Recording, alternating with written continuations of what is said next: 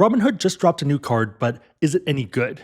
Today we'll look into the basics, dive into the terms, and then shift into opportunity cost. Towards the end, we'll look into some potential risk factors, especially if you are a bigger spender. At the moment, there seems to be a lot of initial hype for the card, with people realizing that it might not be as good once they look under the hood. With that said, if you do like more thorough deep dives and you want to help the algorithm find this, then give this a thumbs up. If you know someone that's too hyped up for this and they probably shouldn't be, then share this with them.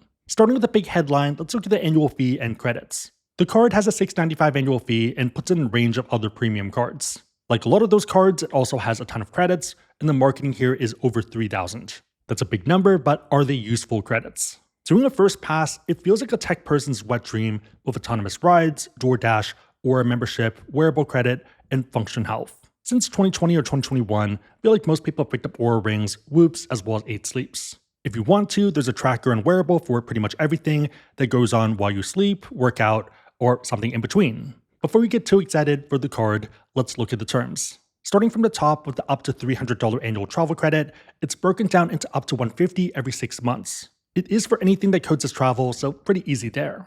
Without being pedantic, I'd value it at $300.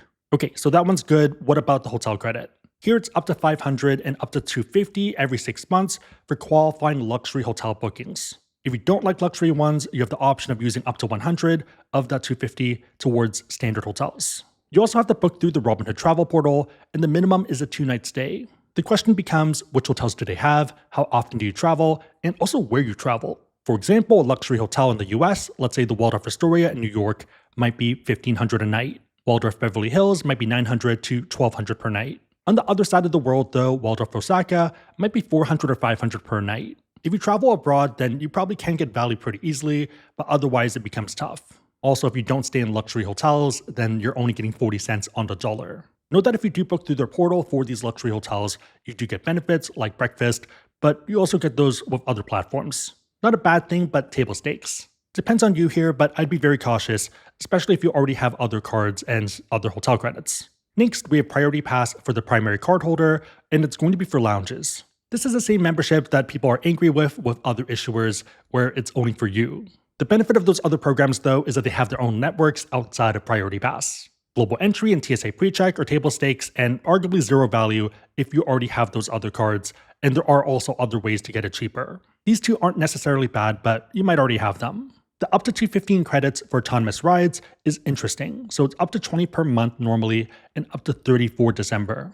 This seems pretty good to me, but it depends on where you live. For example, as of filming, there's Waymo or Waymo on Ubers in San Francisco, LA, Phoenix, Austin, Atlanta, Miami, Dallas, Houston, San Antonio, and Orlando.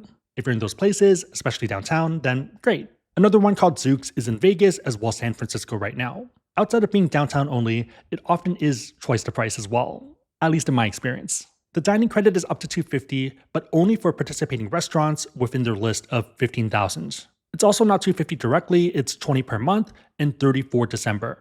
If you don't like the coupon book of other cards, this is kind of the same thing. To me, autonomous could be argued depending on you, but restaurants seem okay.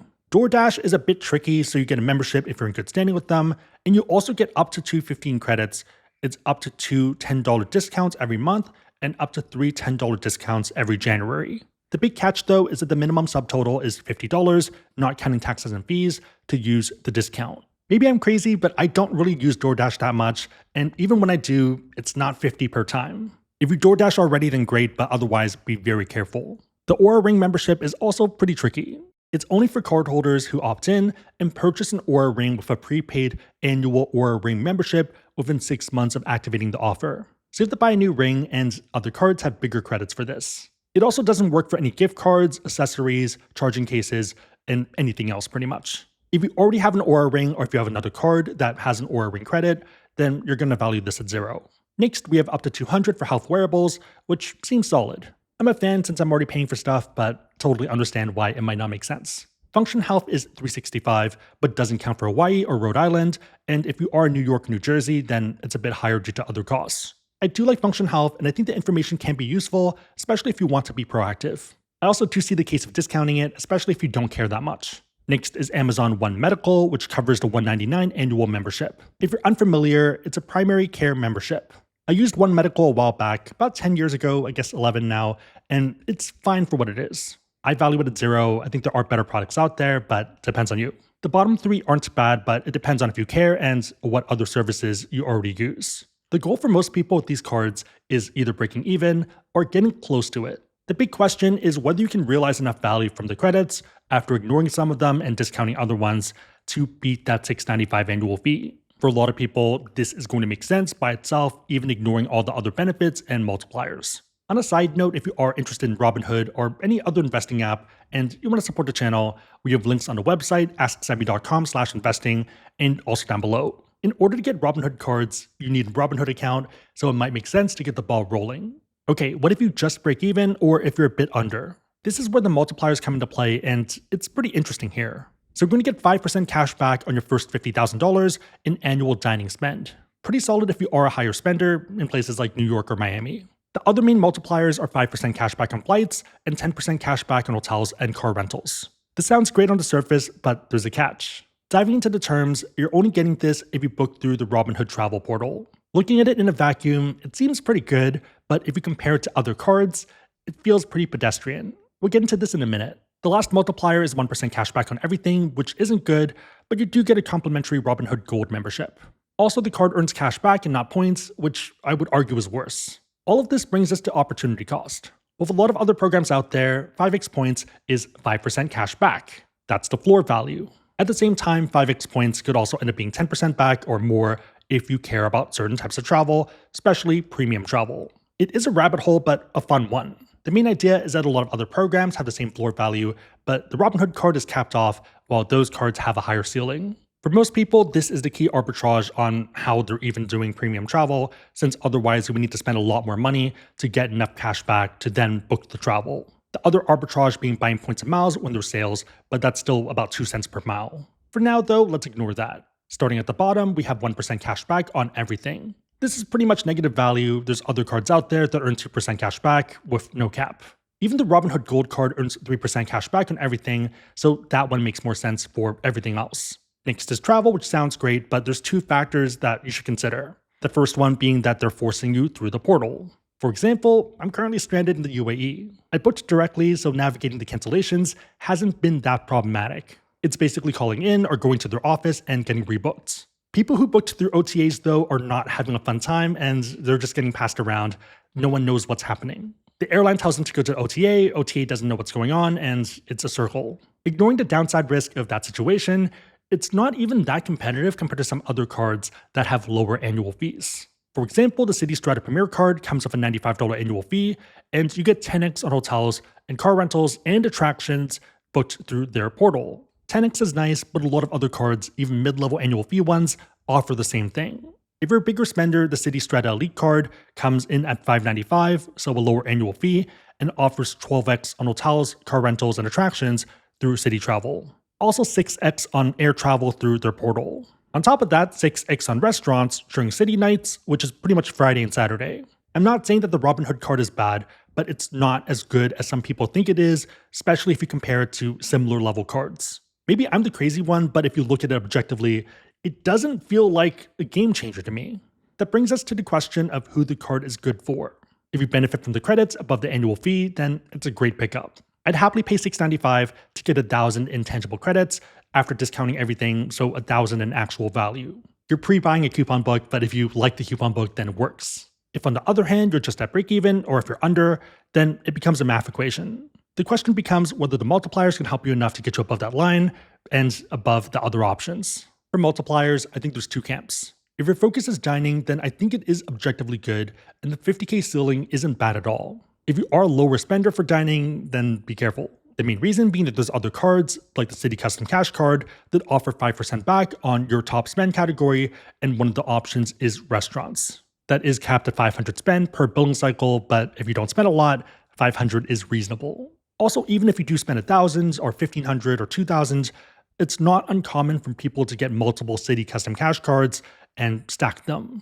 And yes, you can still do this as of 2026.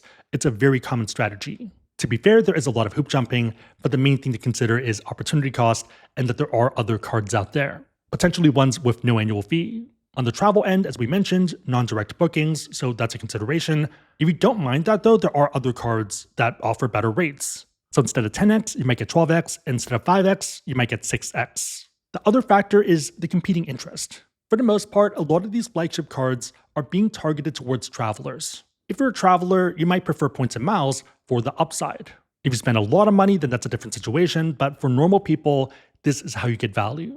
So for example, let's say you spend that full 50K for dining, then that would be 2,500 in cash back. On other cards, that might be 200K points, and points can have more value. Oftentimes my target is 2 cents per point, so about 4,000 in value is what I'd want to get. Doing a very live example right now for myself, let's say I want to fly from Dubai to Zurich to get out of the country. Economy is sold out, so that's not a choice. Premium economy is 4,400 AED. So about 1,200 for a one-way, which isn't bad. With points and miles, that same flight might be 49,000 and 420 AED. In effect, you're getting 2 cents per point or 2 cents per mile, so twice the value, where 5x might end up being 10x. And mind you, this is a very extenuating circumstance. Let's look at normal travel to Japan. In that case, let's say you transfer your city thank you points over to American Airlines. You can then book Japan Airlines to Narita or Haneda. You're looking at 60,000 points for business and 80,000 for first class. Put another way, you're getting business class for 600 in cash back and first class for 800 in cash back. Outside of mistake fares, which barely happen, maybe once every few years, you can't really do that with 800 in cash back. Also, even if you are flying the old product, it's still a good experience. It's not a bad flight at all. Japan Airlines First is one of my favorite flights. If you are a big spender, be careful. So Robinhood seems to be very margin focused and cautious of people spending on different categories and them losing money. So for example, it's not uncommon for a lot of people in our community to end up getting their gold card flagged for business expenses. In that case, you might only be getting 1 point back for the next 12 months. In some cases, it is business expenses, but a lot of the times, it might be that you're just a big spender and they don't want to pay it out. With their new card, if you are traveling for work, then that could potentially be a risk. So for example, right now I'm traveling, but is it for work? Is it for play? You can kind of argue it and you don't want to be in that position. Dining is a bit harder for them to flag and figure out, but could still be a risk factor. With other banks, most of the time, they don't really seem to care if you do end up using a personal card for business purposes. Main takeaway, I think it is a solid card, but if you take a flashlight to the benefits, it doesn't feel broken or S tier. It just feels like a normal, reasonable card, but let me know what you think.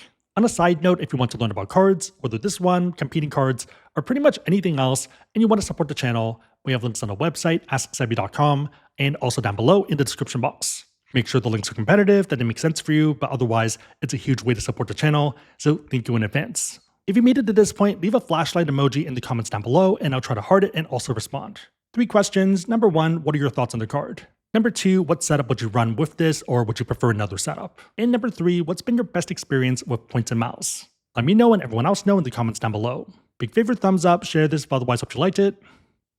See you next time. Hey Bob, it's 7 in the field and it's day 6, our flight's been canceled twice. Things are feeling relatively safe, but there is a bit of fear. I think most people are cautiously optimistic and we'll see what happens. Back to you.